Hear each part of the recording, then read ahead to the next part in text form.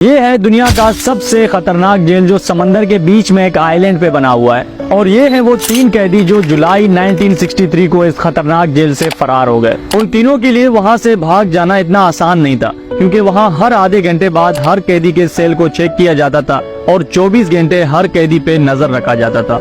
ये इतना महफूज जेल था, अगर यहाँ कैदियों को खुला भी छोड़ा जाता तो भी वो इस जेल से भाग नहीं सकते थे। बिलफर्ज अगर कोई कैदी किसी तरह जेल से भाग भी जाता तो बिना कश्ती या बोट के 2 किलोमीटर एक गहरे समंदर को तैरकर पार करना नामुमकिन था। या तो वो समंदर में डूबकर मर जाते या फिर पकड़े जाते। पर उनके पास जेल से भागने का एक सॉलिड प्लान था, एक ऐसा प्लान कि उनके जेल से भागने के 10 घंटे बाद भी पुलिस को उनके जाने का पता तक नहीं चला। और इस प्लान की तैयारी उन्होंने 6 महीने पहले से की थी। अब सवाल ये आता है कि जब हर आधे घंटे बाद हर कैदी के सेल को चेक किया जाता था तो आखिर कैसे उनको पता नहीं चला कि वो तीनों जेल से फरार हो गए हैं।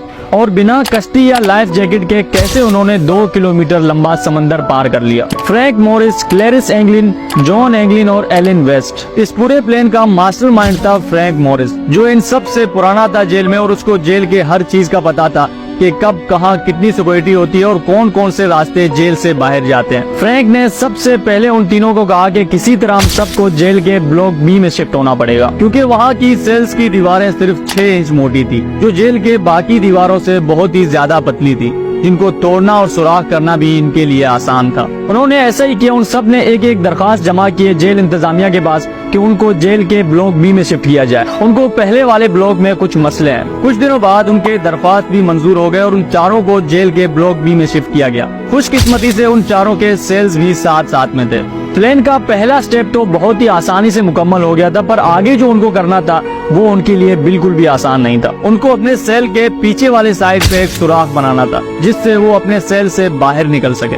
जाहिर है जेल में उनको हथौड़ी या ड्रिल मशीन तो नहीं मिल सकता था, इसलिए उन्होंने किचन से चाकू और चम्मच चुराए जिनसे वो जेल की दीवार में सुराख कर सकें। पर मसला ये था कि हर टाइम पुलिस ऑफिसर्स इनके फ्लोर पे घूम रहे होते थे और बार बार झांक कर हर सेल को चेक किया करते थे।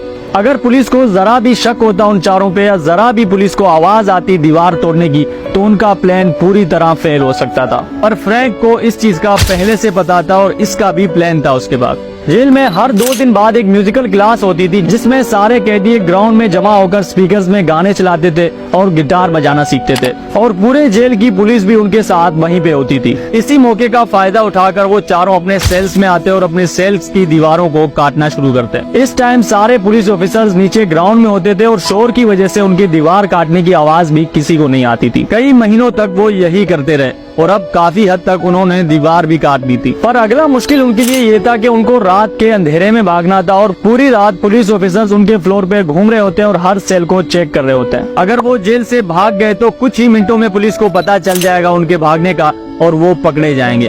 उसके लिए उन्होंने अखबार और पेपर ग्लू की मदद से 4 नकली चेहरे बनाए और जेल में जहाँ से कैदियों के बाल काटे जाते थे वहाँ से बाल जमा करके उन डमी हेड्स पे लगाए ताकि वो बिल्कुल असली लगे। उनका प्लान ये था कि जब वो जेल से भाग जाएंगे तो इन अखबार से बनाए गए चेहरों को अपने अपने बेड्स पे रख कर जाएंगे, ताकि पुलिस ऑफिसर्स जब भी दूर से देखें तो उनको यही लगे कि कैदी अपने सेल में सो रहे हैं। अब तक सब कुछ इनके प्लान के मुताबिक चल रहा था और किसी भी पुलिस ऑफिसर को इन पे जरा भी शक नहीं था। पर उनके प्लान में जो सबसे बड़ा मसला था वो ये था कि अगर वो जेल से बाहर निकल भी जाएं तो 2 किलोमीटर लंबा समंदर कैसे पार करेंगे। कई दिन तक सबने मिलकर इस बारे में सोचा पर उनको कोई हल नहीं मिला। फ्रैंक ने बाकी सब तो प्लान किया था पर उस समंदर के बारे में उसको भी ख्याल नहीं आया। आखिरकार 15 दिन बाद एलन वेस्ट के जहन में एक आइडिया आया। उसने सबसे कहा कि किसी तरह पुलिस ऑफिसर्स के 9 रेन कोट्स चुरा कर लाओ। 2 दिन बाद जब म्यूजिकल क्लासेस हुए और सारे पुलिस ऑफिसर्स नीचे चले गए तो इन्होंने मौके का फायदा उठाते हुए 9 रेन कोट्स चुरा ली। अगले दिन एलन वेस्ट ने ग्लू और सुई धागा की मदद से उन रेन कोट्स को जोड़ा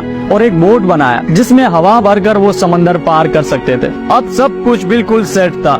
जो दीवार काटकर वो एक सुराख बना रहे थे वो भी बन गया था। अब बस उनको इंतजार था एक सही मौके का। कुछ दिन इंतजार के बाद एक दिन आया जब एल्केट्राज जेल में किसी वजह से गार्ड्स की तादाद बिल्कुल कम थी और उनके लिए इससे अच्छा मौका नहीं हो सकता था जेल से भागने का। इसलिए उन्होंने प्लान बनाया कि आज रात वो लोग जेल से भाग जाएंगे रात के 10 बजे जब वो लोग निकलने वाले थे तो एलन वेस्ट ने लास्ट मोमेंट पे उनको बताया कि उसके सेल की दीवार पूरी तरह नहीं टूटा है। वो हैरान थे आखिर उसने ये बात उनको पहले क्यों नहीं बताई, पर अब वो इसका इंतजार नहीं कर सकते थे क्योंकि इससे अच्छा मौका उनको फिर कभी नहीं मिल सकता था। इसलिए मजबूरन उनको एलन वेस्ट को जेल में छोड़कर भागना पड़ा। उन्होंने जो नकली इंसानी सर बनाए थे उनको अपने बेड पे रखा और उनके ऊपर कंबल डाल दिए और उसके बाद सेल के सुराख से वो बाहर निकल गए। जहाँ वो निकले थे वो एक खाली फ्लोर था जहाँ बिल्कुल भी सिक्योरिटी नहीं होती थी। प्लान तो उन चारों ने मिलकर बनाया था पर जेल से भागे सिर्फ 3 कैदी। उस फ्लोर से वो एक पाइप की मदद से चढ़कर ऊपर छत पे चले गए और वहाँ एक रस्सी से लटक कर वो बाहर की तरफ उतरे और जेल की जालियां काट कर वो जेल के हदूद से भाग गए। आगे जब समंदर आया तो उन्होंने रेन कोट्स की मदद से जो बोट बनाया था उसमें हवा भरा और उसमें बैठकर समंदर पार कर लिया।